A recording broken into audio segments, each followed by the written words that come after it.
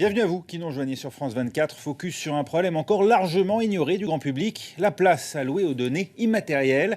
Emails, fichiers en ligne, comptes Facebook, Twitter et autres YouTube. Toutes ces informations qui ne sont pas stockées directement dans les ordinateurs, mais transférées sur des serveurs ultra puissants. Pour nous les utilisateurs, ça veut dire un gain de place sur nos ordinateurs et surtout la possibilité de récupérer toutes ces données en temps réel, indifféremment depuis un smartphone, une tablette ou encore un PC portable. Mais pendant ce temps, les serveurs, eux, sont au bord de la surchauffe, au propre comme au figuré, comme nous le montre ce reportage à Los Angeles de Valérie Defer et Sébastien Joignard. 1000 mètres carrés de serveurs ultra puissants, nous sommes au cœur d'un data center. Les millions d'informations envoyées par Internet sont stockées ici, dans ces machines. Facebook utilise des centres de stockage, Google aussi. Toutes les entreprises digitales ont recours aux centres de stockage pour rester performantes et conserver les informations. Ces serveurs fonctionnent 24 heures sur 24, quelle que soit la demande, et pour éviter la surchauffe, l'air conditionné tourne à plein régime. Résultat, les data centers émettent 2% des empreintes carbone mondiales, l'équivalent d'un pays comme le Japon. Pour que les processeurs ne grillent pas, il faut sans cesse les refroidir. Pour réduire les coûts, l'électricité utilisée dans les data centers est souvent produite au charbon. Les organisations écologiques ont tiré la sonnette d'alarme et sous la pression médiatique, les géants du secteur, Google, Yahoo et Facebook, se sont engagés à utiliser des énergies renouvelables. Le nombre de données digitales va exploser et commence déjà à exploser. C'est pourquoi il est important que ces data centers soient rattachés à des sources d'énergie renouvelables et qu'ils n'utilisent pas les sources polluantes qui ont créé la crise énergétique actuelle. Pour réduire la pollution digitale, une seule solution, l'innovation. Dans ce laboratoire de l'université de Berkeley, Brent et son équipe ont trouvé le moyen de recycler la chaleur émise par ces milliers de serveurs. Nous prenons l'air chaud qui sort des serveurs et on le fait passer directement dans ce radiateur. Il retient l'air et le refroidit avant de le laisser s'échapper du système.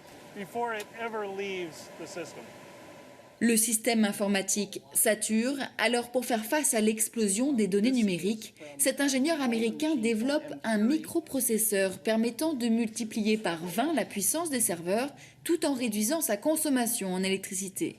Car l'enjeu est environnemental et technologique.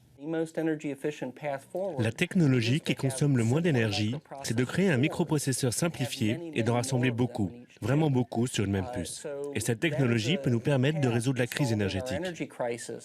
Ces innovations sont encore au stade du prototype, mais le temps presse. Si rien n'est fait, d'ici 2020, les émissions de carbone des data centers pourraient dépasser 360 mégatonnes, l'équivalent de 125 millions de voitures.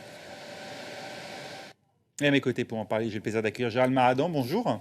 Bonjour. Vous êtes directeur du cabinet EcoAct qui réalise les bilans carbone pour le compte d'entreprise que vous accompagnez dans la mise en œuvre de plans de réduction des émissions de gaz à effet de serre. Ce qu'on vient de voir dans ce reportage, c'est grave d'après vous?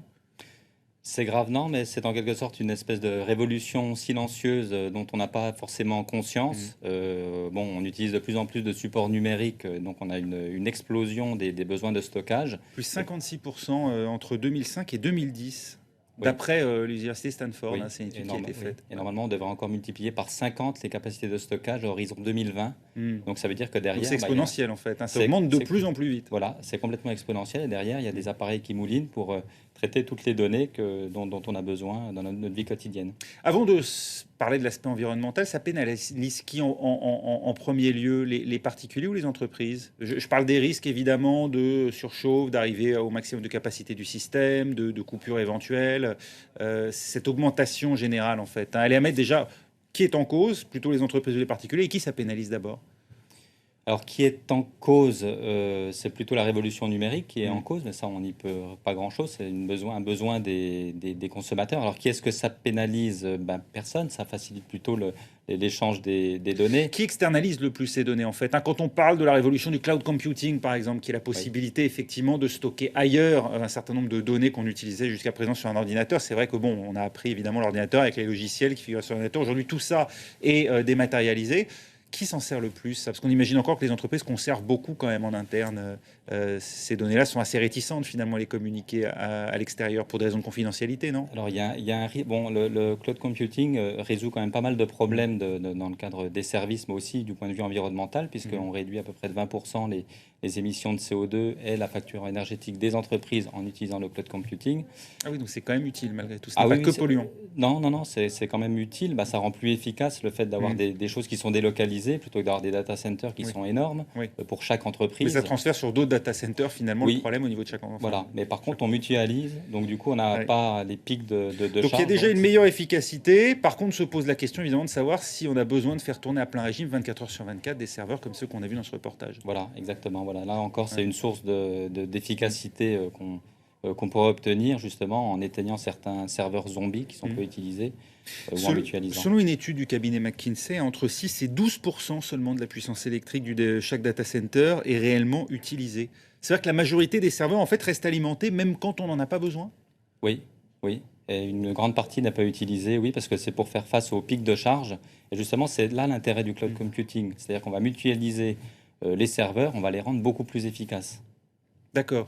Ça semble déjà être en partie le cas aujourd'hui. Alors évidemment, ça pose néanmoins, comme on le voyait dans ce reportage, la question à la fois de l'utilisation de l'énergie massive, d'utilisation d'électricité. Encore une fois, avant d'en venir à l'aspect environnemental des choses, est-ce qu'on risque la panne généralisée par manque de ressources énergétiques pour alimenter ces serveurs à brève échéance? Non, on ne risque pas la panne généralisée. Bon, il y a quand même beaucoup de serveurs qui sont délocalisés, donc les besoins ne sont pas complètement concentrés en un seul endroit. Donc il n'y a pas de risque, mais c'est sûr qu'il y a des risques de blackout par certains endroits ou des problèmes de service. Les boîtes vocales d'un opérateur mobile que je ne citerai pas ont été temporairement rendues inaccessibles dans toute l'Europe à cause de la panne d'un, ce qu'on appelle, moi j'y connais rien, un onduleur non redondé. Alors, je ne sais pas si vous avez compris de quoi il s'agissait, mais bon, ça c'est le problème qui se pose à la base. Visiblement, c'est lié à ces problèmes de sous-capacité ou de surutilisation des capacités existantes. Donc ça veut dire qu'on peut tous être potentiellement pénalisés. Ce qu'on voit comme les grandes pannes de réseau électrique aux États-Unis, par exemple, ça pourrait arriver potentiellement ici, pas au réseau électrique cette fois, mais à l'utilisation qu'on peut faire d'appareils qui reposent sur l'usage de ces serveurs. Oui, ça arrivera de plus en plus, puisque les nécessités de données à stocker explosent par rapport aux capacités de stockage. S'agissant de l'utilisation énergétique qui est faite, on le voit dans ce reportage, certains incitent ces serveurs à utiliser davantage de l'énergie renouvelable parce qu'on a un vrai problème vis-à-vis de l'environnement. Oui, on a un vrai problème. Aujourd'hui, donc les data centers représentent 1,3% de la consommation énergétique, mais pour une entreprise, ça représente un quart de la facture énergétique. Donc, qui dit facture énergétique dit émission de CO2, et donc là, on commence à avoir un vrai problème vis-à-vis de l'environnement. La pollution à terme pourrait venir prioritairement des serveurs, avant même ce qu'on sait comme étant effectivement des facteurs très polluants que sont l'automobile, l'avion. Alors aujourd'hui, non. Alors à horizon 10-20 ans, on pense qu'on peut passer de 1,3% à entre 10 et 20%. Donc ça commencera à devenir significatif, mais ça ne restera pas majoritaire. Merci beaucoup Gérald Maradan d'avoir été avec nous dans Paris Direct et dans ce Focus. Merci à vous de l'avoir suivi. Restez avec nous, on se retrouve dans un instant pour la suite de Paris Direct.